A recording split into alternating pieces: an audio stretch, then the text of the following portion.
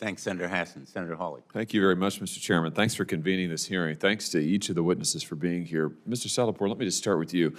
I just want to back up and make sure I understand your testimony because it seems extraordinary to me. And I'm reading the letters that you've submitted from your attorney when you first contacted the FAA, when you contacted the committee. So my understanding is you worked on both the 787 and the 7777, correct? Yes, sir. And you identified major safety concerns with both of these lines, yes, sir. And you identified these to your superiors. Yes, sir. I have written many memos time after time that we can provide. Over a period of years, I think. Yeah, this is like 3 years. For the 787, it's been 3 years of effort. And so your concerns, who knew about your concerns? How far up the chain do you know that they went? I have gone as high as Mark Stockton and Lisa Fall, who's the vice president. The vice president of the company? Yes. So they were and are aware of these major safety concerns. And this is what you do for a living. I mean, you're an engineer, right? I mean, I'm an engineer. I went to quality about 3-4 years ago. And when you put your quality hat, we are the eyes and ears of the public for the safety of the airplane.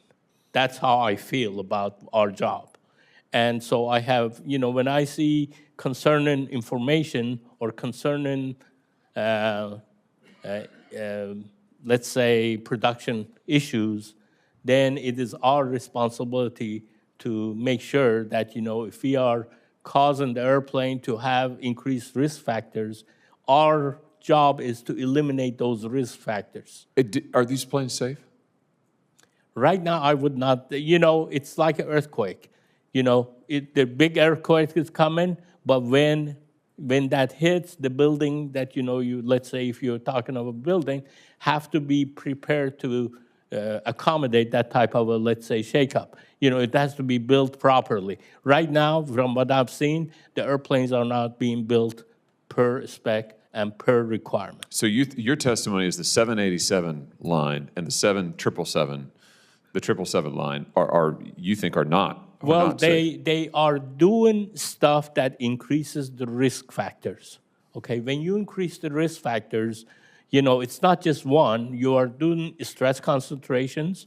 That those stress concentrations, like breaking a paper clip, you do it once or twice, it doesn't break, but it breaks at some time. As the plane gets older, all of these things that you took, you said it's not a safety issue, it becomes a safety issue. And the company's response to you was to threaten you?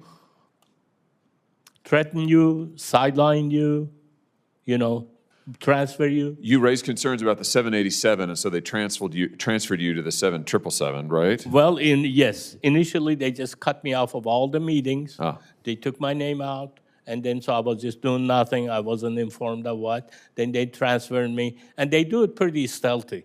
Oh, we have a job over here. We want you to go over there. So they move you down there, and, I come from like 40 years of engineering background. So when I see, and I've taken a lot of stress classes, even though I'm not a specialist on that, but when there's a problematic area that you see, you can recognize. So I just want to make sure I got the sequence right. So you raise these concerns, you get on the 787, you get transferred over to the 777, you raise the concerns there. They ignore it in both. They haven't addressed any of these concerns. Is that your testimony? Yes, sir. And at some point, they start to threaten you. You're talking about your boss calling you on your personal phone and berating you. And when did that start? Well, that started right after when I said, we have made over 300 plus airplanes. We still don't know how to put the load and sell. What I mean by that, if you build in an airplane, build in a house, it's like, putting the foundation. We have made over 300 airplanes. We still changing our process, like build the foundation to put the airplanes. We are struggling with that because they have changed the process, from stable to unstable situation. They're not building the same datums that we were building. So you're causing your own problem, but you don't want to admit it. Just force fit the problem force fit the misaligned holes and everything else and move on. And that's what they have been doing. And that's what I have brought up to their attention. I told my boss that I said in the report, I said, we have made 300 plus airplanes. That should have been more than adequate for us to resolve these things. All the problems that we've had, we put Band-Aid over Band-Aid to resolve the problems, and Band-Aid over Band-Aid doesn't cover it. Maybe we need to consider some engineering fundamentals with a little bit of GD&T to figure out what the problem is.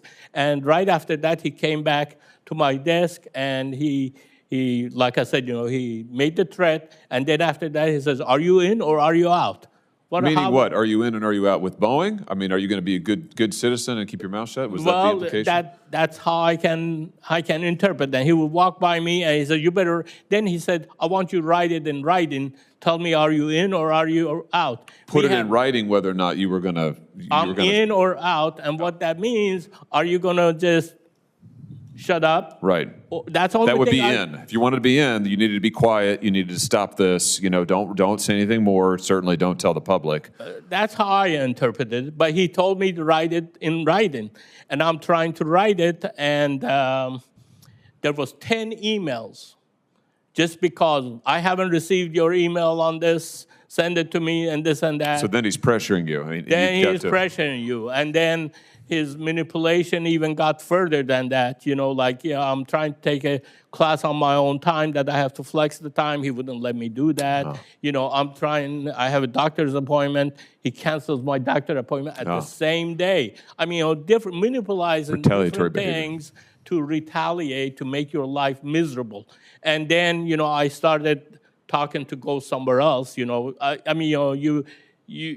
just try to escape from that because this is hell, that I was subjected to. And then he threatens you with that. And really, with my background, I've had some, it's really has made me where 3 o'clock in the morning, I'm waking up with somebody stabbing me.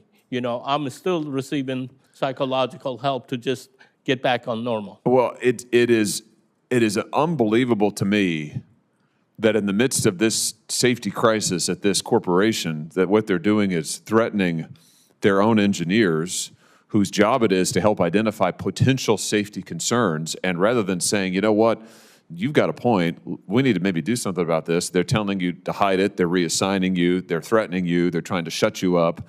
In the meantime, I noticed this guy, Dave Calhoun, I think he's the CEO. I guess he's leaving at the end of the year. I wonder how much he's getting paid. I bet it's a lot. Yes. It's a lot more than my pay grade. I bet it's a lot more than your paycheck. Yeah. I bet it's a heck of a lot. Yeah. Mr. Chairman, thank you for holding this hearing. I think we're just scratching the surface here, but this is extraordinary. It's just extraordinary. Thank you. I really appreciate that. Thank you. Giving us the opportunity. Thank you very much.